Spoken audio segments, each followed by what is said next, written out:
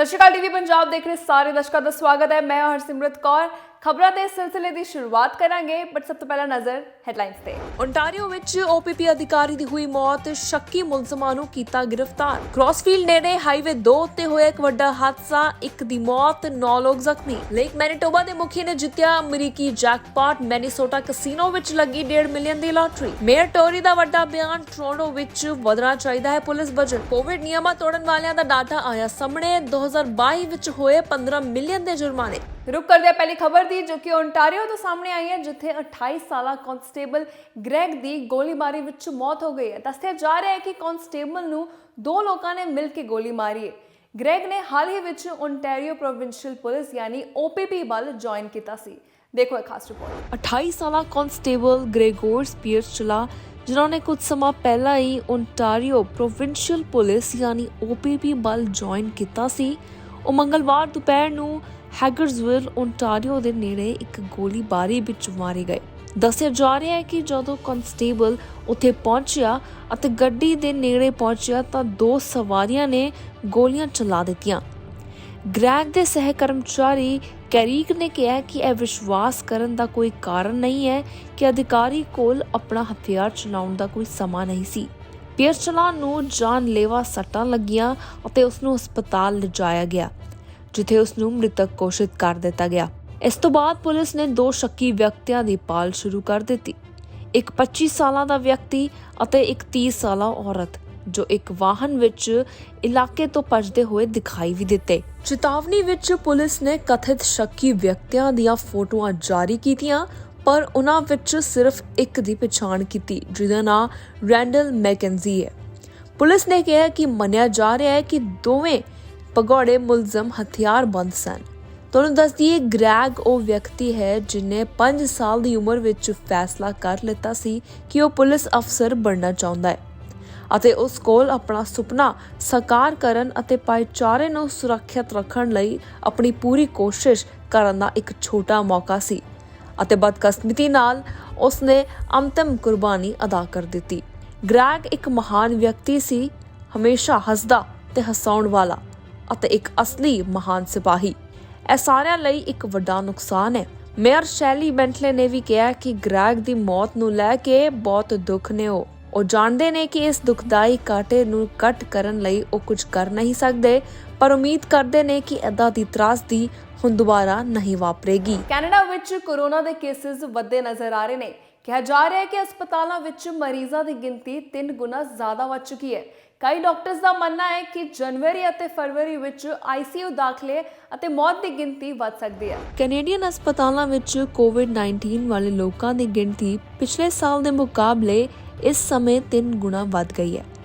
ਹਾਲਾਂਕਿ ਇਹਨਾਂ ਵਿੱਚੋਂ ਬਹੁਤ ਘੱਟ ਮਰੀਜ਼ਾਂ ਨੂੰ ਤੀਬਰ ਦੇਖਭਾਲ ਦੀ ਲੋੜ ਹੁੰਦੀ ਹੈ। ਇੱਕ ਅਜਿਹੀ ਤਬਦੀਲੀ ਜੋ ਮਾਹਿਰ ਕਹਿੰਦੇ ਹਨ ਕਿ ਵਾਇਰਸ ਦੀ ਸਰਵ ਵਿਆਪਕਤਾ ਅਤੇ ਇਲਾਜ ਵਿੱਚ ਤਰੱਕੀ ਦਰਸਾਉਂਦਾ ਹੈ। ਡਾਕਟਰਸ ਦਾ ਕਹਿਣਾ ਹੈ ਕਿ ਮਹਾਮਾਰੀ ਦੇ 3 ਸਾਲਾਂ ਬਾਅਦ ਵਾਇਰਸ ਘਾਤਕ ਰਹਿੰਦਾ ਹੈ। ਕੈਨੇਡਾ ਦੇ ਹਸਪਤਾਲਾਂ ਨੂੰ ਗੰਭੀਰ ਤੌਰ ਉੱਤੇ ਬਿਮਾਰ ਕੋਵਿਡ ਮਰੀਜ਼ਾਂ ਦੇ ਵਾਧੇ ਤੋਂ ਬਚਾਇਆ ਜਾ ਰਿਹਾ ਹੈ, ਜੋ ਮਹਾਮਾਰੀ ਦੇ ਪਹਿਲੇ 2 ਸਾਲਾਂ ਨੂੰ ਪ੍ਰਭਾਵਸ਼ਾਲਿਤ ਕਰਦਾ ਸੀ, ਪਰ ਹੁਣ ਉਹ ਮਰੀਜ਼ਾਂ ਦੀ ਉੱਚ ਆਧਾਰ-ਲਾਈਨ ਸੰਖਿਆ ਨਾਲ ਨਜਿੱਠ ਰਹੇ ਹਨ। ਕੋਵਿਡ ਹੁਣ ਬਹੁਤ ਜ਼ਿਆਦਾ ਪ੍ਰਚਲਿਤ ਹੈ। 1 ਜਾਂ 2 ਸਾਲ ਪਹਿਲਾਂ ਦੇ ਮੁਕਾਬਲੇ ਜ਼ਿਆਦਾ ਲੋਕਾਂ ਦੇ ਸੰਕਰਮਣ ਹੋਣ ਦੀ ਸੰਭਾਵਨਾ ਹੈ। ਮਾਹਿਰਾਂ ਦਾ ਕਹਿਣਾ ਹੈ ਕਿ ਮਰੀਜ਼ਾਂ ਨੂੰ ਹਸਪਤਾਲ ਵਿੱਚ ਦਾਖਲ ਕੀਤਾ ਜਾ ਸਕਦਾ ਹੈ ਕਿਉਂਕਿ ਉਹ ਕੋਵਿਡ ਨਾਲ ਬਿਮਾਰ ਹਨ ਜਾਂ ਕਿਸੇ ਹੋਰ ਕਾਰਨ ਕਰਕੇ, ਪਰ ਸਕਰੀਨਿੰਗ ਉੱਤੇ ਸਕਾਰਾਤਮਕ ਟੈਸਟ ਕਰਦੇ ਹਨ ਤੇ ਇਸ ਲਈ ਡੇਟਾ ਵਿੱਚ ਕੈਪਚਰ ਹੋ ਜਾਂਦੇ ਹਨ। ਇਸ ਦੌਰਾਨ ਟੀਕੇ, ਪਿਛਲੀਆਂ ਲਾਗੂ ਦੁਆਰਾ ਪ੍ਰਾਪਤ ਐਂਟੀਬਾਡੀਜ਼ ਅਤੇ ਨਵੀਆਂ ਦਵਾਈਆਂ ਮਰੀਜ਼ਾਂ ਨੂੰ ਆਈਸੀਯੂ ਤੋਂ ਬਾਹਰ ਰੱਖਣ ਵਿੱਚ ਮਦਦ ਕਰ ਰਹੀਆਂ ਹਨ। ਇੱਕ ਇਨਫੈਕਸ਼ੀਅਸ ਡਿਜ਼ੀਜ਼ ਖੋਜਕਰਤਾ ਦੇ ਅਨੁਸਾਰ ਜਨਵਰੀ ਅਤੇ ਫਰਵਰੀ ਵਿੱਚ ਆਈਸੀਯੂ ਦਾਖਲਿਆਂ ਅਤੇ ਮੌਤਾਂ ਦੀ ਗਿਣਤੀ ਵਧਣ ਦੀ ਵੀ ਉਮੀਦ ਹੈ। ਵੈਂਕੂਵਰ ਵਿੱਚ ਕੁਝ ਵਕੀਲਾਂ ਨੇ ਮਿਲ ਕੇ ਨਾਰੀ ਹੱਤਿਆਵਾਂ ਨੂੰ ਲੈ ਕੇ ਹੜਤਾਲ ਕੀਤੀ ਹੈ। ਘਰੇਲੂ ਹਿੰਸਾ ਉੱਤੇ ਕਾਰਵਾਈ ਦੀ ਮੰਗ ਕੀਤੀ ਜਾ ਰਹੀ ਹੈ। ਤੁਹਾਨੂੰ ਦੱਸ ਦਈਏ, ਇਸ ਸਾਲ ਘੱਟੋ-ਘੱਟ 24 ਔਰਤਾਂ ਨੂੰ ਕਥਿਤ ਤੌਰ ਉੱਤੇ ਉਹਨਾਂ ਦੇ ਘਰੇਲੂ ਸਾਥੀਆਂ ਜਾਂ ਫਿਰ ਪਰਿਵਾਰਕ ਮੈਂਬਰਾਂ ਦੁਆਰਾ ਕਤਲ ਕਰ ਦਿੱਤਾ ਗਿਆ। ਵੈਂਕੂਵਰ ਵਿੱਚ ਫੀਮੇਲ ਵਕੀਲਾਂ ਵੱਲੋਂ BC ਦੀਆਂ ਘੱਟੋ-ਘੱਟ 10 ਔਰਤਾਂ ਨੂੰ ਕਥਿਤ ਤੌਰ ਉੱਤੇ ਉਹਨਾਂ ਦੇ ਘਰੇਲੂ ਸਾਥੀਆਂ ਜਾਂ ਪਰਿਵਾਰਕ ਮੈਂਬਰਾਂ ਦੁਆਰਾ ਕਤਲ ਕਰਨ ਉੱਤੇ ਉਹਨਾਂ ਨੂੰ ਸ਼ਰਧਾਂਜਲੀ ਦਿੱਤੀ ਤੇ ਉਹਨਾਂ ਦਾ ਸਨਮਾਨ ਕੀਤਾ ਗਿਆ। ਵੈਂਕੂਵਰ ਰੇਪ ਰਿਲੀਫ ਅਤੇ ਔਮਨ ਸ਼ੈਲਟਰ ਦੀ ਬੁਲਾਰਾ ਹਿਲਾ ਕਰਨਰ ਨੇ ਦੱਸਿਆ ਹੈ ਕਿ ਉਹ ਚਾਹੁੰਦੇ ਹਨ ਕਿ ਲੋਕ ਉਹਨਾਂ ਦੇ ਨਾਂ ਜਾਣਨ। ਉਹ ਮਾਵਾਂ ਸਨ, ਉਹ ਭੈਣਾਂ ਸਨ, ਉਹ ਦੋਸਤ ਸਨ ਤੇ ਉਹ ਭਾਈਚਾਰੇ ਦੀਆਂ ਔਰਤਾਂ ਸਨ ਅਤੇ ਅਸੀਂ ਨਹੀਂ ਚਾਹੁੰਦੇ ਕਿ ਉਹਨਾਂ ਨੂੰ ਭੁਲਾਇਆ ਜਾਵੇ। ਵੂਮਨ ਸਪੋਰਟ ਸਰਵਿਸਿਜ਼ ਦੀ ਕਾਰਜਕਾਰੀ ਨਿਰਦੇਸ਼ਕ ਐਂਜਲੀ ਮੈਰੀ ਨੇ ਕਿਹਾ ਕਿ ਉਹਨਾਂ ਦੇ ਸਮੂਹ ਵਿੱਚ ਇਸ ਸਾਲ ਘੱਟੋ-ਘੱਟ 24 ਔਰਤਾਂ ਦੀ ਗਿਣਤੀ ਕੀਤੀ ਗਈ ਹੈ ਜਿਨ੍ਹਾਂ ਦੀ ਕਥਿਤ ਤੌਰ ਉੱਤੇ ਆਪਣੇ ਸਾਥੀ ਜਾਂ ਰਿਸ਼ਤੇਦਾਰ ਦੇ ਹੱਥੋਂ ਮੌਤ ਹੋਈ ਹੈ। 2015 ਵਿੱਚ ਕਰਵਾਏ ਗਏ ਕੋਰੋਨਰਸ ਡੈਥ ਪੈਨਲ ਦੇ ਸਮੀਖਿਆ ਵੱਲ ਇਸ਼ਾਰਾ ਕਰਦੇ ਹੋਏ ਉਹਨਾਂ ਨੇ ਕਿਹਾ ਕਿ ਔਰਤਾਂ ਵਿਰੁੱਧ ਘਰੇਲੂ ਹਿੰਸਾ ਵੱਧਦੀ ਜਾਪਦੀ ਹੈ, ਜਿਸ ਕਰਕੇ ਪਿਛਲੇ 5 ਸਾਲਾਂ ਵਿੱਚ ਔਸਤਨ 12 ਘਰੇਲੂ ਨਾਰੀ ਹੱਤਿਆ ਵਿੱਚ ਸ਼ਿਕਾਰ ਹੋਈ ਸੀ। ਕੈਨੇਡੀਅਨ ਫੈਮਿਸਾਈਡ ਆਬਜ਼ਰਵੇਟਰੀ ਦੇ ਅਨੁਸਾਰ ਪਿਛਲੇ ਸਾਲ ਕੈਨੇਡਾ ਵਿੱਚ ਹਿੰਸਾ ਨਾਲ 173 ਔਰਤਾਂ ਦੀ ਮੌਤ ਹੋ ਚੁੱਕੀ ਸੀ। ਉਹਨਾਂ ਨੇ ਇਹ ਵੀ ਕਿਹਾ ਕਿ ਜੇਕਰ ਪੁਲਿਸ ਨੂੰ ਹਿੰਸਾ ਦੀ ਰਿਪੋਰਟ ਕਰਨ ਵਾਲੇ ਪੀੜਤਾਂ ਦੀ ਸੁਰੱਖਿਆ ਦੀ ਗਾਰੰਟੀ ਦੇਣ ਦੇ ਯੋਗ ਨਹੀਂ ਹੈ ਤਾਂ ਦੋਸ਼ ਕਰਨ ਵਾਲਿਆਂ ਨੂੰ ਜ਼ਮਾਨਤ ਨਹੀਂ ਦੇਣੀ ਚਾਹੀਦੀ। ਇੱਕ ਬਿਆਨ ਵਿੱਚ ਜਨਤਕ ਸੁਰੱਖਿਆ ਅਤੇ ਸੋਲਿਸਿਟਰ ਜਨਰਲ ਮੰਤਰਾਲੇ ਨੇ ਕਿਹਾ ਕਿ ਉਹ ਬਚੇ ਹੋਏ ਲੋਕਾਂ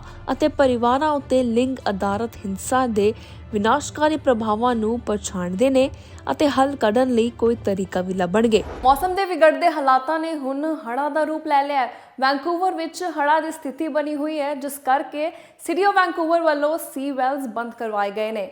ਸਾਵਧਾਨੀ ਦੇ ਤੌਰ ਉੱਤੇ ਲਾਇਨਸ ਗੇਟ ਬ੍ਰਿਜ ਤੋਂ ਲੈ ਕੇ ਇੰਗਲਿਸ਼ ਬੇ ਅਤੇ ਕਿਡਸ ਪੁਲ ਦੇ ਸਾਹਮਣੇ ਸੀ ਵੈਲ ਨੂੰ ਬੰਦ ਕਰਵਾ ਦਿੱਤਾ ਗਿਆ। ਬਰਫ਼ਬਾਰੀ ਤੋਂ ਲੈ ਕੇ ਜੰਮੀ ਬਾਰਿਸ਼ ਤੱਕ BC ਨੇ ਹਾਲ ਹੀ ਦੇ ਦਿਨਾਂ ਵਿੱਚ ਕਈ ਤੂਫਾਨ ਦਾ ਸਾਹਮਣਾ ਕੀਤਾ ਹੈ। ਹੁਣ ਇੱਕ ਇਤਿਹਾਸਿਕ ਤੌਰ ਉੱਤੇ ਉੱਚੀ ਲਹਿਰ ਸਮੱਸਿਆਵਾਂ ਦੇ ਇੱਕ ਨਵੇਂ ਸਮੂਹ ਦਾ ਕਾਰਨ ਬਣਦੀ ਜਾ ਰਹੀ ਹੈ। BC ਦੇ ਦੱਖਣੀ ਤੱਟ ਦੇ ਵਸਨੀਕਾਂ ਲਈ ਵਿੰਟਰ ਸਟਾਰਮ ਜਾਰੀ ਰਿਹਾ, ਜਿੱਥੇ ਤੇਜ਼ ਹਵਾ ਅਤੇ ਭਾਰੀ ਮੀਂਹ ਨੇ ਹੜ੍ਹਾਂ ਨੂੰ ਲੈ ਕੇ ਨਵੀਂ ਚਿੰਤਾਵਾਂ ਪੈਦਾ ਕੀਤੀਆਂ ਨੇ। ਵੈਂਕੂਵਰ ਸਿਟੀ ਨੇ ਸਮੁੰਦਰ ਦੇ ਨੇੜੇ ਨੀਵੇਂ ਇਲਾਕਿਆਂ ਲਈ ਦਰਮਿਆਨੀ ਤੋਂ ਉੱਚੇ ਹੜ੍ਹਾਂ ਦੇ ਜ਼ੋਖਮ ਦੀ ਇੱਕ ਸਲਾਹਕਾਰੀ ਚੇਤਾਵਨੀ ਜਾਰੀ ਕੀਤੀ ਹੈ। ਇੱਕ ਅਸਾਧਾਰਨ ਤੌਰ ਉੱਤੇ ਉੱਚੀ ਲਹਿਰਾਂ ਦੇ ਨਾਲ ਪੂਰਵ ਅਨੁਮਾਨ ਤੇਜ਼ ਹਵਾਵਾਂ ਦੇ ਨਾਲ ਇੱਕ ਤੂਫਾਨ ਦਾ ਵਾਅਦਾ ਕਰ ਸਕਦਾ ਹੈ। ਸ਼ਹਿਰ ਨੇ ਸਾਵਧਾਨੀ ਦੇ ਤੌਰ ਉੱਤੇ ਲਾਇਨਸ ਗੇਟ ਬ੍ਰਿਜ ਤੋਂ ਇੰਗਲਿਸ਼ ਬੇ ਅਤੇ ਕਿਡਸ ਪੁਲ ਦੇ ਸਾਹਮਣੇ ਸੀਵਲ ਨੂੰ ਬੰਦ ਕਰ ਦਿੱਤਾ ਹੈ। ਉਹਨਾਂ ਦੋਵਾਂ ਖੇਤਰਾਂ ਵਿੱਚ ਪਿਛਲੇ ਜਨਵਰੀ ਵਿੱਚ ਇੱਕ ਸਮਾਨ ਤੂਫਾਨ ਅਤੇ ਕਿੰਗ ਟਾਈਡ ਦੌਰਾਨ ਵੱਡਾ ਨੁਕਸਾਨ ਹੋਇਆ ਸੀ। ਸ਼ਹਿਰ ਨੇ ਫਰੇਜ਼ਰ ਨਦੀ, ਇੰਗਲਿਸ਼ ਬੇ, ਫਾਲਸ ਕ੍ਰੀਕ ਅਤੇ ਬੁਰਾੜ ਇੰਟੇਲ ਦੇ ਨੇੜੇ ਹੜ੍ਹ ਆਉਣ ਦੀ ਚੇਤਾਵਨੀ ਵੀ ਦਿੱਤੀ ਹੈ। ਹੜ੍ਹ ਦੇ ਮੈਦਾਨਾਂ ਵਿੱਚ ਨੀਵੇਂ ਖੇਤਰ ਇੱਕ ਉੱਚੇ ਹੜ੍ਹ ਦੇ ਜ਼ੋਖਮ ਵਿੱਚ ਹੋਣਗੇ ਅਤੇ ਓਵਰਲੈਂਡ ਹੜ੍ਹਾਂ ਦਾ ਅਨੁਭਵ ਕਰ ਸਕਦੇ ਹਨ। ਇਹਨਾਂ ਵਿੱਚ ਸਾਊਥਲੈਂਡਸ, ਫਰੇਜ਼ਰ ਰਿਵਰ, ਫਲੱਡ ਪਲੇਨ ਅਤੇ ਸਪੈਨਿਸ਼ ਬੈਂਕ ਵੀ ਸ਼ਾਮਿਲ ਹਨ। ਵੈਂਕੂਵਰ ਪਾਰਕ ਬੋਰਡ ਨੇ ਕਿਹਾ ਕਿ ਸ਼ੁਰੂਆਤੀ ਸੰਕੇਤ ਨੇ ਸੁਝਾਅ ਦਿੱਤਾ ਹੈ ਕਿ ਪਿਛਲੇ ਸਾਲ ਦੇ ਨੁਕਸਾਨ ਦੇ ਤੂਫਾਨ ਦੇ ਵਾਧੇ ਵਰਗੀਆਂ ਜਲਵਾਯੂ ਆਫਤਾਂ ਨਾਲ ਨਜਿੱਠਣ ਲਈ ਸੀਵਲ ਨੂੰ ਹੁਣ ਸੁਧਾਰ ਦਿੱਤਾ ਗਿਆ ਹੈ। ਬਰਫ਼ ਨਾਲ ਭਰੀਆਂ ਡਰੇਨਾਂ ਅਤੇ ਜ਼ਮੀਨ ਪਾਣੀ ਨੂੰ ਜਜ਼ਬ ਕਰਨ ਲਈ ਬਹੁਤ ਜ਼ਿਆਦਾ ਜੰਮ ਜਾਣ ਕਾਰਨ ਹੜ੍ਹਾਂ ਅਤੇ ਉੱਚੇ ਨਦੀਆਂ ਦੇ ਪੱਧਰਾਂ ਦਾ ਖਤਰਾ ਹਲੇ ਵੀ ਬਣਿਆ ਹੋਇਆ ਹੈ। ਲੇਕ ਮੈਨੀਟੋਬਾ ਫਰਸਟ ਨੇਸ਼ਨ ਦੇ ਮੁਖੀ ਕਾਰਨੈਲ ਮੈਕਲੀਨ ਹਾਲ ਹੀ ਵਿੱਚ ਉੱਤਰੀ ਅਮਰੀਕਾ 'ਚ ਯਾਤਰਾ ਕਰਨ ਗਏ, ਜਿੱਥੇ ਉਹਨਾਂ ਦਾ ਇੱਕ ਵੱਡਾ ਜੈਕਪਾਟ ਹੱਥ ਲੱਗਿਆ। ਮੈਨੀਸੋਟਾ ਦੇ ਕਸੀਨੋ ਵਿੱਚ ਉਹਨਾਂ ਦੀ 150 ਮਿਲੀਅਨ ਦੀ ਲੋਟਰੀ ਲੱਗੀ ਹੈ। ਉਹਨਾਂ ਦਾ ਕਹਿਣਾ ਹੈ ਕਿ ਇਹ ਫਲਦਾਇਕ ਹੁੰਦਾ ਹੈ ਜਦੋਂ ਤੁਸੀਂ ਕਿਸੇ ਦੀ ਸੱਚੇ ਮਨ ਨਾਲ ਮਦਦ ਕਰਦੇ ਹੋ ਤਾਂ ਤੁਹਾਨੂੰ ਵੀ ਵੱਡੀ ਜਿੱਤ ਪ੍ਰਾਪਤ ਹੁੰਦੀ ਹੈ। ਲੇਕ ਮੈਨੀਟੋਬਾ ਫਰਸਟ ਨੇਸ਼ਨ ਦੇ ਮੁਖੀ ਕਾਰਨੇਲ ਮੈਕਲੀਨ ਹੁਣ ਆਪਣੀ ਬਕਟ ਲਿਸਟ ਤੋਂ ਲੋਟਰੀ ਜਿੱਤਣ ਨੂੰ ਪਾਰ ਕਰ ਸਕਦੇ ਨੇ। ਉਹ ਹਾਲ ਹੀ ਵਿੱਚ ਉੱਤਰੀ ਅਮਰੀਕਾ ਵਿੱਚ ਇੱਕ ਯਾਤਰਾ ਵਿੱਚ ਗਏ ਸੀ। ਉੱਥੇ ਉਹਨਾਂ ਨੇ ਮਿਨ ਵਿੱਚ ਸ਼ੂਟਿੰਗ ਸਟਾਰ ਕਸੀਨੋ ਵਿੱਚ dancing drums explosion slot machine ਵਿੱਚ ਪੈਸੇ ਲਾਏ ਸਨ ਤੇ ਉਹਦੇ ਬਾਅਦ ਹੀ ਉਹ 1.37 ਮਿਲੀਅਨ US$ ਦਾ ਜੈਕਪਾਟ ਜਿੱਤੇ ਨੇ। ਮੈਕਲੀਨ ਲੇਕ ਮੈਨੀਟੋਬਾ ਫਰਸਟ ਨੇਸ਼ਨ ਦੇ ਮੁਖੀ ਨੂੰ ਸ਼ੁਰੂ ਵਿੱਚ ਇਹ ਅਹਿਸਾਸ ਹੀ ਨਹੀਂ ਹੋਇਆ ਕਿ ਉਹ ਕਿੰਨਾ ਵੱਡਾ ਜੈਕਪਾਟ ਜਿੱਤੇ ਨੇ। ਪਹਿਲਾਂ ਵਿਸ਼ਵਾਸ ਕਰਦੇ ਹੋਏ ਉਹਨਾਂ ਨੂੰ ਲੱਗਿਆ ਕਿ ਉਹਨਾਂ ਦੀ ਤਨਖਾਹ ਹੁਣ $13,000 ਪ੍ਰਤੀ ਦਿਨ ਹੋਇਆ ਕਰੇਗੀ, ਬਟ ਉੱਥੇ ਇੱਕ ਸੱਜਣ ਨਾਲ ਗੱਲ ਕਰਦਿਆਂ ਉਹਨਾਂ ਨੂੰ ਪਤਾ ਲੱਗਿਆ ਕਿ ਉਹ ਉਸ ਤੋਂ ਵੀ ਜ਼ਿਆਦਾ ਵੱਡਾ ਜੈਕਪਾਟ ਜਿੱਤੇ ਨੇ। ਪੈਸਿਆਂ ਨੂੰ ਲਾਸ ਵੇਗਸ ਤੋਂ ਪਹੁੰਚਣ ਵਿੱਚ ਲਗਭਗ 10 ਦਿਨਾਂ ਦਾ ਸਮਾਂ ਲੱਗ ਸਕਦਾ ਹੈ, ਪਰ ਮੈਕਲੀਨ ਨੇ ਪਹਿਲਾਂ ਹੀ ਫੈਸਲਾ ਕਰ ਲਿਆ ਕਿ ਉਹ ਆਪਣੀਆਂ ਜਿੱਤਾਂ ਨਾਲ ਕੀ ਕਰਨ ਜਾ ਰਿਹਾ ਹੈ। ਉਹ ਉਹਨਾਂ ਨੂੰ ਲੀਜ਼ਾ ਨੂੰ ਦੇਣ ਜਾ ਰਿਹਾ ਹੈ, ਜੋ ਕਿ ਉਸ ਦੀ ਕਰੀਬ 11 ਸਾਲ ਤੋਂ ਪਤਨੀ ਹੈ ਅਤੇ ਪਿਛਲੇ 3 ਦਹਾਕਿਆਂ ਤੋਂ ਸਾਥੀ ਹੈ। ਉਹਨੇ ਕਿਹਾ ਕਿ ਅਸੀਂ ਆਪਣੇ ਪੈਸਿਆਂ ਨੂੰ ਬਚਾ ਰਹੇ ਸੀ ਤੇ ਇੱਕ ਕਾਰ ਲੈਣ ਦਾ ਸੋਚ ਰਹੇ ਸੀ ਤੇ ਹੁਣ ਆਪਾਂ ਆਪਣੇ ਸੁਪਨੇ ਨੂੰ ਪੂਰਾ ਕਰ ਸਕਦੇ ਹਾਂ। ਇਸ ਨਿਮਰ ਵਿਅਕਤੀ ਦਾ ਇਹ ਵੀ ਕਹਿਣਾ ਹੈ ਕਿ ਉਹ ਹਮੇਸ਼ਾ ਦੂਜਿਆਂ ਨੂੰ ਵਾਪਸ ਦੇਣਾ ਚਾਹੁੰਦਾ ਹੈ ਅਤੇ ਉਹਨਾਂ ਦੀ ਮਦਦ ਕਰਨਾ ਚਾਹੁੰਦਾ ਹੈ। ਇਹ ਫਲਦਾਇਕ ਹੁੰਦਾ ਹੈ ਜਦੋਂ ਤੁਸੀਂ ਕਿਸੇ ਦੀ ਮਦਦ ਕਰਨ ਦੇ ਯੋਗ ਹੁੰਦੇ ਹੋ।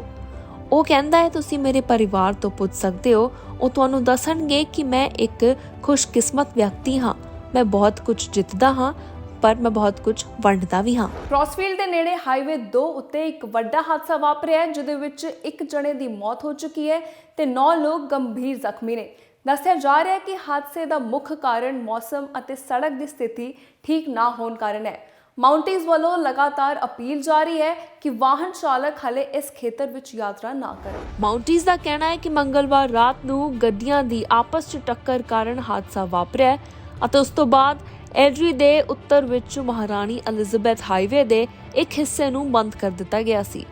ਆਰਸੀਐਮਪੀ ਨੇ ਕਿਹਾ ਕਿ ਰਾਤ ਕਰੀਬ 10:10 ਤੇ ਪੁਲਿਸ ਨੇ ਇੱਕ ਹਾਦਸੇ ਦਾ ਜਵਾਬ ਦਿੱਤਾ ਜਿਸ ਵਿੱਚ 20 ਤੋਂ ਵੱਧ ਵਾਹਨ ਸ਼ਾਮਿਲ ਸਨ। ਇਹ ਹਾਦਸਾ ਰੌਕੀ ਵਿਊ ਕਾਉਂਟੀ ਦੇ ਹਾਈਵੇ 72 ਅਤੇ ਵੈਟਰਨਸ ਬੁਲੇਵਾਰਡ ਦੇ ਉੱਤਰ ਵੱਲ ਹਾਈਵੇ 2 ਵਿੱਚ ਹੋਇਆ। ਪੁਲਿਸ ਨੇ ਇਸ ਹਾਦਸੇ ਵਿੱਚ ਇੱਕ ਵਿਅਕਤੀ ਦੀ ਮੌਤ ਹੋਣ ਦੀ ਪੁਸ਼ਟੀ ਕੀਤੀ ਹੈ।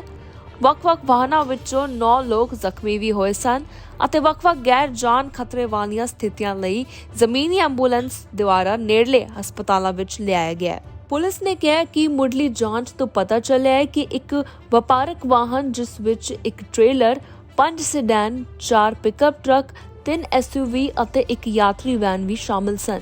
ਪੁਲਿਸ ਨੇ ਕਿਹਾ ਕਿ ਹਾਦਸੇ ਦੇ ਕਾਰਨਾਂ ਦੀ ਜਾਂਚ ਕੀਤੀ ਜਾ ਰਹੀ ਹੈ। ਹਾਲਾਂਕਿ ਮੁੱਖ ਕਾਰਨ ਮੌਸਮ ਅਤੇ ਸੜਕ ਦੀ ਸਥਿਤੀ ਜਾਪਦੀ ਹੈ। ਹਾਦਸੇ ਦੇ ਕਾਰਨ ਵਾਹਨਾਂ ਨੂੰ ਅੱਗ ਲੱਗਣ ਦੀ ਵੀ ਖਬਰ ਸਾਹਮਣੇ ਆ ਰਹੀ ਹੈ। ਇਹ ਸਪਸ਼ਟ ਹੈ ਕਿ ਅੱਗ ਬੁਝਾਉਣ ਲਈ ਖੇਤਰ ਦੇ ਫਾਇਰ ਵਿਭਾਗਾਂ ਨੂੰ ਪਹੁੰਚਣ 'ਚ ਕਿੰਨਾ ਸਮਾਂ ਲੱਗਾ। ਤਿੱਖੀ ਧੁੰਦ, ਬਰਫੀਲੀ ਸੜਕ ਦੇ ਹਾਲਾਤ ਅਤੇ ਬਦਲਦੇ ਮੌਸਮ ਦੇ ਪੈਟਰਨ ਜੋ ਵਾਹਨ ਚਾਲਕਾਂ ਦੀ ਦੇਖਣ ਦੀ ਸਮਰੱਥਾ ਨੂੰ ਨਾਟਕੀ ਢੰਗ ਨਾਲ ਪ੍ਰਭਾਵਿਤ ਕਰ ਰਿਹਾ ਹੈ। ਮਾਊਂਟੇਜ਼ ਵੱਲੋਂ ਸਾਰਿਆਂ ਨੂੰ ਅਪੀਲ ਕੀਤੀ ਜਾ ਰਹੀ ਹੈ ਕਿ ਵਾਹਨ ਚਾਲਕਾਂ ਨੂੰ ਇਸ ਖੇਤਰ ਵਿੱਚ ਯਾਤਰਾ ਹਾਲੇ ਨਹੀਂ ਕਰਨੀ ਚਾਹੀਦੀ। ਤੇ ਉੱਥੇ ਇੱਕ ਪ੍ਰੇਰਨਾਦਾਇਕ ਖਬਰ ਸਾਹਮਣੇ ਆਈ ਹੈ ਜਿੱਥੇ 10 ਸਾਲ ਦਾ ਇੱਕ ਜਵਾਕ ਹੈ ਜਿਨੇ ਆਪਣਾ ਖੁਦ ਦਾ ਕਾਰੋਬਾਰ ਸ਼ੁਰੂ ਕੀਤਾ ਹੈ। ਜੀ ਹਾਂ, ਜੈਕ ਸਟੀਨਰ, ਜਿਹਨੂੰ ਕੌਫੀ ਬਣਾਉਣਾ ਬਹੁਤ ਪਸੰਦ ਹੈ, ਉਹਨੇ ਗ੍ਰੇਟ ਮੌਂਟਰੀਅਲ ਵਿੱਚ ਕੋਰਟ ਸੇਂਟ ਲਿਊਕ ਦੇ ਬਾਹਰ ਮੋਬਾਈਲ ਬੈਰਿਸਟਾ ਦਾ ਕਾਰੋਬਾਰ ਸ਼ੁਰੂ ਕੀਤਾ ਹੈ। ਕੀ ਹੈ ਜੈਕ ਦੀ ਪੂਰੀ ਕਹਾਣੀ, ਦੇਖੋ ਇਸ ਰਿਪੋਰਟ ਵਿੱਚ। ਕਸਬੇ ਵਿੱਚ ਇੱਕ ਨਵੀਂ ਗੌਰਮੈਂਟ ਕਾਫੀ ਸੇਵਾ ਹੈ ਅਤੇ ਇਸ ਦਾ ਸੰਸਥਾਪਕ ਜੈਕ ਸਟੀਨਰ ਹੈ ਜੋ ਕਿ 10 ਸਾਲ ਦੀ ਉਮਰ ਦਾ ਹੈ ਤੇ ਗ੍ਰੇਟਰ ਮੌਂਟਰੀਅਲ ਵਿੱਚ ਕੋਰਟ ਸੇਂਟ ਲਿਊਕ ਤੋਂ ਬਾਹਰ ਸਥਿਤ ਇੱਕ ਮੋਬਾਈਲ ਬੈਰਿਸਟਾ ਕਾਰੋਬਾਰ ਸਟੀਨਰ ਕਾਫੀ ਦਾ ਮਾਲਕ ਵੀ ਹੈ। ਚੌਥੀ ਗ੍ਰੇਡ ਦਾ ਵਿਦਿਆਰਥੀ ਲੰਬੇ ਸਮੇਂ ਤੋਂ ਕਾਫੀ ਬਣਾਉਣ ਦੀ ਕਲਾ ਨਾਲ ਆਕਰਸ਼ਿਤ ਹੈ। ਉਸ ਦੀ ਮਾਂ ਸੋਚਦੀ ਸੀ ਕਿ ਉਹਨੂੰ ਦੇਖਣਾ ਪਸੰਦ ਹੈ ਅਤੇ ਮਸ਼ੀਨ ਕਿਵੇਂ ਕੰਮ ਕਰਦੀ ਹੈ ਤੇ ਬਟਨਾਂ ਨੂੰ ਦਬਾਉਣ ਤੇ ਖੇਡਣਾ ਪਸੰਦ ਹੈ, ਪਰ ਇਹ ਤੇ ਕੁਝ ਵੱਖਰਾ ਹੀ ਨਿਕਲਿਆ। ਉਹ ਕੋਈ ਆਮ ਬੱਚਾ ਨਹੀਂ ਹੈ। ਜੈਕ ਨੇ ਆਪਣੇ ਮਾਪਿਆਂ ਲਈ ਕਾਫੀ ਬਣਾਉਣਾ ਸ਼ੁਰੂ ਕਰਨ ਤੋਂ ਬਾਅਦ ਉਹ ਇਸ ਚੀਜ਼ ਨਾਲ ਹੁੱਕ ਹੋ ਗਿਆ। ਜਿਵੇਂ ਕਿ ਕੋਈ ਮਹਿਮਾਨ ਘਰ ਆਉਂਦਾ ਸੀ ਤੇ ਉਹਦੇ ਲਈ ਵੀ ਉਤਸ਼ਾਹਿਤ ਹੋ ਕੇ ਉਹ ਕਾਫੀ ਬਣਾਉਂਦਾ ਸੀ। ਜਲਦੀ ਹੀ ਉਹਨੇ ਆਪਣੇ ਹੁਨਰ ਨੂੰ ਵਿਹਾਰਕ ਤੌਰ ਉੱਤੇ ਪ੍ਰਤੀਨਿਧਤਾ ਦੀ ਇੱਛਾ ਨਾਲ ਆਪਣੇ ਖੁਦ ਦਾ ਕਾਰੋਬਾਰ ਖੋਲ੍ਹਣ ਦਾ ਸੋਚਿਆ। ਜੈਕ ਨੇ ਕਿਹਾ ਕਿ ਉਹਨੂੰ ਹਮੇਸ਼ਾ ਤੋਂ ਹੀ ਲੋਕਾਂ ਲਈ ਕਾਫੀ ਬਣਾਉਣ ਦਾ ਮਜ਼ਾ ਆਇਆ ਹੈ, ਜਿਸ ਕਰਕੇ ਉਹ ਇਸ ਕੰਮ ਲਈ ਪ੍ਰੇਰਿਤ ਹੋਇਆ ਸੀ। ਇੰਸਟਾਗ੍ਰਾਮ ਅਤੇ ਟਿਕਟੌਕ ਦੀ ਮਦਦ ਨਾਲ ਜੈਕ ਨੇ ਆਪਣੇ ਮੋਬਾਈਲ ਬੈਰਿਸਟਾ ਕਾਰੋਬਾਰ ਨੂੰ ਅੱਗੇ ਵਧਾਇਆ ਹੈ। ਉਸ ਦਾ ਗ੍ਰਾਹਕ ਆਧਾਰ ਦੋਸਤਾਂ ਅਤੇ ਪਰਿਵਾਰ ਨਾਲ ਸ਼ੁਰੂ ਹੋਇਆ ਸੀ, ਪਰ ਜਲਦੀ ਹੀ ਵੱਡੀਆਂ ਸੰਸਥਾਵਾਂ ਵੀ ਪਹੁੰਚਣ ਲੱਗੀਆਂ। ਜੈਕ ਦੀ ਡਰਾਈਵ ਨੇ ਉਸ ਦੇ ਅਧਿਆਪਕ ਨੂੰ ਵੀ ਪ੍ਰੇਰਿਤ ਕੀਤਾ ਹੈ। ਉਸ ਦੀ ਕਲਾਸ ਹੁਣ ਅਜਿਹੇ ਪ੍ਰੋਜੈਕਟ ਕਰ ਰਹੀ ਹੈ ਜਿੱਥੇ ਵਿਦਿਆਰਥੀ ਆਪਣੇ ਖੁਦ ਦੇ ਕਾਰੋਬਾਰ ਵਿਕਸਿਤ ਕਰਦੇ ਹਨ। ਉਹਦੇ ਅਧਿਆਪਕ ਜੋਰਡੀਨ ਦਾ ਕਹਿਣਾ ਹੈ ਕਿ ਸਿਰਫ 10 ਸਾਲ ਦੀ ਉਮਰ ਵਿੱਚ ਉਹਨੇ ਕਾਫੀ ਵੱਡੀ ਅਚੀਵਮੈਂਟ ਕੀਤੀ ਹੈ। ਟੋਰਾਂਟੋ ਦੇ ਮੇਅਰ ਜੌਨ ਟੋਰੀ ਦਾ ਕਹਿਣਾ ਹੈ ਕਿ ਸਰਕਾਰਾਂ ਨੂੰ ਪੁਲਿਸ ਉੱਤੇ ਪੈਸੇ ਖਰਚ ਕਰਨ ਦੀ ਲੋੜ ਹੈ। ਉਹਨਾਂ ਦਾ ਕਹਿਣਾ ਹੈ ਕਿ ਉਹ ਪੁਲਿਸ ਬਜਟ ਵਧਾਉਣ ਦੀ ਪੂਰੀ ਜ਼ਿੰਮੇਵਾਰੀ ਲੈਂਦੇ ਨੇ ਤੇ ਯਕੀਨੀ ਤੌਰ ਤੇ ਕਹਿੰਦੇ ਨੇ ਕਿ ਸ਼ਹਿਰ ਦੇ ਬਜਟ ਫੰਡਸ ਦੇ ਅੰਦਰ ਹੀ ਕੀਤਾ ਜਾਵੇਗਾ ਵਧਾਵਾ। ਟੋਰਾਂਟੋ ਦੇ ਮੇਅਰ ਜੌਨ ਟੋਰੀ ਦਾ ਕਹਿਣਾ ਹੈ ਕਿ ਉਹ ਸ਼ਹਿਰ ਦੇ ਪੁਲਿਸ ਬਜਟ ਨੂੰ ਵਧਾਉਣ ਲਈ ਜ਼ੋਰ ਦੇਣਗੇ, ਇਹ ਕਹਿੰਦੇ ਹੋਏ ਕਿ ਮਹਿੰਗਾਈ ਅਤੇ ਕਮਿਊਨਿਟੀ ਸੁਰੱਖਿਆ ਦੇ ਕਿਨਾਰਿਆਂ ਉੱਤੇ ਭਟਕਣਾ ਇਸ ਕਦਮ ਨੂੰ ਜ਼ਰੂਰੀ ਬਣਾਉਂਦਾ ਹੈ। ਟੋਰੀ ਨੇ ਹਾਲ ਹੀ ਵਿੱਚ ਇੱਕ ਵਿਆਪਕ ਸਾਲ ਦੇ ਅੰਤ ਵਿੱਚ ਇੰਟਰਵਿਊ ਤੇ ਟਿੱਪਣੀਆਂ ਕੀਤੀਆਂ। ਮੇਅਰ ਨੇ ਉਸ ਸਵਾਲ ਬਾਰੇ ਕੋਈ ਖਾਸ ਜਾਣਕਾਰੀ ਨਹੀਂ ਦਿੱਤੀ ਜੋ ਅਗਲੇ ਮਹੀਨੇ ਸਿਟੀ ਕੌਂਸਲ ਕੋਲ ਆਵੇਗੀ ਅਤੇ ਬਜਟ ਨੂੰ ਗੰਭੀਰਤਾ ਨਾਲ ਵਿਚਾਰ ਵਟਾਂਦਰਾ ਦੇ ਨਾਲ ਸ਼ੁਰੂ ਹੋਵੇਗੀ। ਪਰ 2014 ਵਿੱਚ ਜਦੋਂ ਉਹ ਪਹਿਲੀ ਵਾਰ ਚੁਣੇ ਗਏ ਸਨ ਤਾਂ ਪੁਲਿਸ ਦੇ ਬਜਟ ਨੂੰ ਰੋਕਣ ਤੋਂ ਬਾਅਦ ਉਹ ਮੰਨਦੇ ਹਨ ਕਿ ਹੁਣ ਸਮਾਂ ਆ ਗਿਆ ਹੈ। ਟੋਰੀ ਨੇ ਕਿਹਾ ਕਿ ਕੋਈ ਵੀ ਵਾਅਦਾ ਜ਼ਿੰਮੇਵਾਰੀ ਨਾਲ ਅਤੇ ਸ਼ਹਿਰ ਦੇ ਬਜਟ ਦੀ ਸੀਮਾ ਫੰਡਾਂ ਦੇ ਅੰਦਰ ਹੀ ਕੀਤਾ ਜਾਵੇਗਾ, ਜੋ ਕਿ 1.4 ਬਿਲੀਅਨ ਡਾਲਰ ਘਾਟੇ ਨਾਲ ਸਾਲ ਦੀ ਸ਼ੁਰੂਆਤ ਕਰਦਾ ਹੈ। ਉਸਨੇ ਜ਼ੋਰ ਦੇ ਕੇ ਕਿਹਾ ਕਿ ਇੱਕ ਕੱਟ ਉਚਿਤ ਨਹੀਂ ਹੋਵੇਗਾ। ਟੋਰੀ ਦਾ ਕਹਿਣਾ ਹੈ ਕਿ ਸ਼ਹਿਰ ਬੇਘਰਿਆਂ ਨੂੰ ਹੱਲ ਕਰਨ ਲਈ ਵੀ ਸਰਗਰਮੀ ਨਾਲ ਕੰਮ ਕਰ ਰਿਹਾ ਹੈ ਅਤੇ ਨਵੇਂ ਸਾਲ ਵਿੱਚ ਹੋਰ ਸਹਾਇਕ ਹਾਊਸਿੰਗ ਯੂਨੀਅਨ ਬਣਾਏ ਜਾਣਗੇ। ਉਹਨਾਂ ਨੇ ਕਿਹਾ ਕਿ ਸਰਦੀਆਂ ਲਈ ਆਪਣੇ ਸ਼ੈਲਟਰਾਂ ਵਿੱਚ ਸੈਂਕੜੇ ਨਵੀਆਂ ਥਾਵਾਂ ਜੋੜਨ ਦੇ ਸ਼ਹਿਰ ਵਾਅਦੇ ਇਲਾਵਾ ਇਹ ਯੂਨੀਅਨ ਲੰਬੇ ਸਮੇਂ ਵਿੱਚ ਸਮੱਸਿਆ ਨੂੰ ਹੱਲ ਕਰਨ ਵਿੱਚ ਮਦਦ ਕਰਨਗੇ ਅਤੇ ਉਹਨਾਂ ਨੇ ਪਿਛਲੇ 2 ਸਾਲਾਂ ਵਿੱਚ 3000 ਸਹਾਇਕ ਹਾਊਸਿੰਗ ਯੂਨੀਅਨ ਨੂੰ ਜੋੜਿਆ ਹੈ ਅਤੇ ਹੁਣ ਅਗਲੇ ਕੁਝ ਸਾਲਾਂ ਵਿੱਚ 2000 ਹੋਰ ਜੋੜਨ ਦੀ ਵੀ ਸੰਭਾਵਨਾ ਹੈ। ਟੋਰੀ ਨੇ ਕਿਹਾ ਕਿ ਉਹ ਇਸ ਗੱਲ ਦੀ ਵਕਾਲਤ ਕਰਨਗੇ ਕਿ ਪੁਲਿਸ ਨੂੰ ਵਾਅਦਾ ਮਿਲਣਾ ਚਾਹੀਦਾ ਹੈ ਅਤੇ ਇਹ ਉਹ ਵਾਅਦਾ ਹੈ ਜੋ ਉਸ ਨੂੰ ਲੱਗਦਾ ਹੈ ਕਿ ਪੂਰੀ ਤਰ੍ਹਾਂ ਜਾਇਜ਼ ਹੋਣਾ ਚਾਹੀਦਾ ਹੈ। ਜਦੋਂ ਉਹ ਇਲਾਕਿਆਂ ਵਿੱਚ ਜਾਂਦਾ ਹੈ ਜਿੱਥੇ ਗੋਲੀਬਾਰੀ ਹੋਈ ਹੁੰਦੀ ਹੈ, ਉਹ ਚਾਹੁੰਦਾ ਹੈ ਕਿ ਪੁਲਿਸ ਉੱਤੇ ਹੋਰ ਪੈਸਾ ਖਰਚਿਆ ਜਾਵੇ ਤਾਂ ਜੋ ਹੋਰ ਪੁਲਿਸ ਕਰਮਚਾਰੀ ਉੱਥੇ ਸ਼ਾਮਿਲ ਹੋਣ। ਕੋਵਿਡ ਦੇ ਨਿਯਮਾਂ ਦੀ ਉਲੰਘਣਾ ਕਰਨ ਉੱਤੇ ਸਰਕਾਰ ਵੱਲੋਂ ਕੈਨੇਡੀਅਨਸ ਤੋਂ ਵੱਡੀ ਮਾਤਰਾ 'ਚ ਜੁਰਮਾਨੇ ਲਿੱਤੇ ਗਏ ਸੀਗੇ। ਡੇਟਾ ਦੇ ਮੁਤਾਬਿਕ 2022 ਵਿੱਚ 15 ਮਿਲੀਅਨ ਦੇ ਜੁਰਮਾਨੇ ਕਰਵਾਏ ਗਏ ਨੇ। ਕੋਵਿਡ ਦੀ ਪਾਬੰਦੀਆਂ ਹੁਣ ਵਿਕਸਿਤ ਕਰ ਦਿੱਤੀਆਂ ਗਈਆਂ ਨੇ, ਲੇਕਿਨ ਕੋਵਿਡ ਦੇ ਕੇਸਿਸ ਹੁਣ ਵੱਧਦੇ ਨਜ਼ਰ ਆ ਰਹੇ ਨੇ। ਕੈਨੇਡਾ ਦੀ ਪਬਲਿਕ ਹੈਲਥ ਏਜੰਸੀ ਦੇ ਅਨੁਸਾਰ ਸੰਘੀ ਕੋਵਿਡ-19 ਕੁਆਰੰਟੀਨ ਨਿਯਮਾਂ ਦੀ ਉਲੰਘਣਾ ਕਰਦੇ ਫੜੇ ਗਏ ਕੈਨੇਡੀਅਨਸ ਨੇ ਇਸ ਸਾਲ ਘੱਟੋ-ਘੱਟ 15 ਮਿਲੀਅਨ ਡਾਲਰ ਦੇ ਜੁਰਮਾਨੇ ਕੀਤੇ ਹਨ। ਪਰ ਇਹ ਸਪਸ਼ਟ ਨਹੀਂ ਹੈ ਕਿ ਅਸਲ ਵਿੱਚ ਇਹਨਾਂ ਵਿੱਚੋਂ ਕਿੰਨਾ ਭੁਗਤਾਨ ਕੀਤਾ ਜਾਵੇਗਾ। ਏਜੰਸੀ ਨੇ ਕੰਜ਼ਰਵੇਟਿਵ ਐਮਪੀ ਐਰਿਕ ਡੰਕਨ ਦੀ ਬੇਨਤੀ ਦੇ ਜਵਾਬ ਵਿੱਚ ਹਾਊਸ ਆਫ ਕਾਮਨਜ਼ ਨੂੰ ਡੇਟਾ ਪ੍ਰਦਾਨ ਕੀਤਾ ਹੈ। ਇਸ ਸਾਲ ਕੈਨੇਡਾ ਦੀਆਂ ਕੋਵਿਡ-19 ਸਿਹਤ ਪਾਬੰਦੀਆਂ ਨੂੰ ਵੱਡੇ ਪੱਧਰ ਤੇ ਹਟਾਇਆ ਗਿਆ ਸੀ। ਅਕਤੂਬਰ ਤੱਕ ਯਾਤਰੀਆਂ ਨੂੰ ਉਨ੍ਹਾਂ ਹੀ ਟੀਕਾਕਰਨ ਸਥਿਤੀ ਦੇ ਆਧਾਰ ਉੱਤੇ ਟੈਸਟਿੰਗ ਅਤੇ ਕੁਆਰੰਟੀਨ ਨਿਯਮਾਂ ਦੀ ਪਾਲਣਾ ਕਰਨ ਦੀ ਲੋੜ ਸੀ ਅਤੇ ਅਰਾਈਵਕੈਨ ਐਪ ਦੁਆਰਾ ਆਪਣੀ ਜਨਤਕ ਸਿਹਤ ਜਾਣਕਾਰੀ ਨੂੰ ਅਪਲੋਡ ਕਰਨਾ ਚਾਹੀਦਾ ਸੀ। ਇਹ ਨਿਯਮ ਸਾਲ ਦੇ ਦੌਰਾਨ ਵਿਕਸਿਤ ਹੋਏ ਕਿਉਂਕਿ ਜਨਤਕ ਸਿਹਤ ਅਧਿਕਾਰੀਆਂ ਨੇ ਕੋਵਿਡ-19 ਕੇਸਾਂ ਦੇ ਪੱਧਰਾਂ ਨੂੰ ਬਦਲਣ ਲਈ ਜਵਾਬ ਦਿੱਤਾ। ਚੱਲ ਰਹੀਆਂ ਪਾਬੰਦੀਆਂ ਨੇ ਕੁਝ ਯਾਤਰੀਆਂ ਅਤੇ ਸੈਰ ਸਪਾਟਾ ਉਦਯੋਗ ਨਾਲ ਜੁੜੇ ਲੋਕਾਂ ਵਿੱਚ ਨਿਰਾਸ਼ਾ ਵੀ ਪੈਦਾ ਕੀਤੀ, ਜਿਨ੍ਹਾਂ ਨੇ ਕਿਹਾ ਕਿ ਕਾਰੋਬਾਰ ਉੱਤੇ ਨਕਾਰਾਤਮਕ ਪ੍ਰਭਾਵ ਪਿਆ ਹੈ। ਕੈਨੇਡਾ ਦੀ ਪਬਲਿਕ ਹੈਲਥ ਏਜੰਸੀ ਦੇ ਅੰਕੜਿਆਂ ਵਿੱਚ ਬ੍ਰਿਟਿਸ਼ ਕੋਲੰਬੀਆ, ਓਨਟਾਰੀਓ, ਮੈਨੀਟੋਬਾ ਅਤੇ ਐਟਲਾਂਟਿਕ ਕੈਨੇਡਾ ਸ਼ਾਮਿਲ ਹੈ। ਇਸ ਵਿੱਚ ਸੈਸਕੈਚੁਆਨ, ਐਲਬਰਟਾ ਜਾਂ ਪ੍ਰਦੇਸ਼ਾਂ ਦਾ ਕੋਈ ਵੀ ਜਾਣਕਾਰੀ ਸ਼ਾਮਿਲ ਨਹੀਂ ਹੈ ਕਿਉਂਕਿ ਉਹਨਾਂ ਅਧਿਕਾਰੀਆਂ ਵੱਲੋਂ ਖੇਤਰ ਵਿੱਚ ਜੁਰਮਾਨੇ ਲਗਾਏ ਜਾਣ ਲਈ ਲੋੜੀਂਦਾ ਕਾਨੂੰਨ ਨੂੰ ਨਹੀਂ ਅਪਣਾਇਆ ਗਿਆ ਸੀ। ਇਸ ਦੇ ਪ੍ਰਾਂਤ ਦਰ ਪ੍ਰਾਂਤ ਟੁੱਟਣ ਵਿੱਚ ਕਿਊਬਿਕ ਨੂੰ ਵੀ ਸ਼ਾਮਿਲ ਨਹੀਂ ਕੀਤਾ ਜਾਂਦਾ ਹੈ, ਜਿੱਥੇ ਸੂਬਾਈ ਵਕੀਲਾਂ ਦੁਆਰਾ ਜੁਰਮਾਨੇ ਜਾਰੀ ਕੀਤੇ ਜਾਂਦੇ ਹਨ। ਜਨਤਕ ਸਿਹਤ ਏਜੰਸੀ ਦੀ ਵੈਬਸਾਈਟ ਦਿਖਾਉਂਦੀ ਹੈ ਕਿ 2020 ਵਿੱਚ ਕੋਵਿਡ-19 ਦੇ ਆਉਣ ਤੋਂ ਬਾਅਦ ਸੰਘੀ ਕੁਆਰੰਟੀਨ ਉਲੰਘਣਾ ਲਈ ਤਕਰੀਬਨ 19,000 ਟਿਕਟਾਂ ਸੌਂਪੀਆਂ ਗਈਆਂ ਸੀ।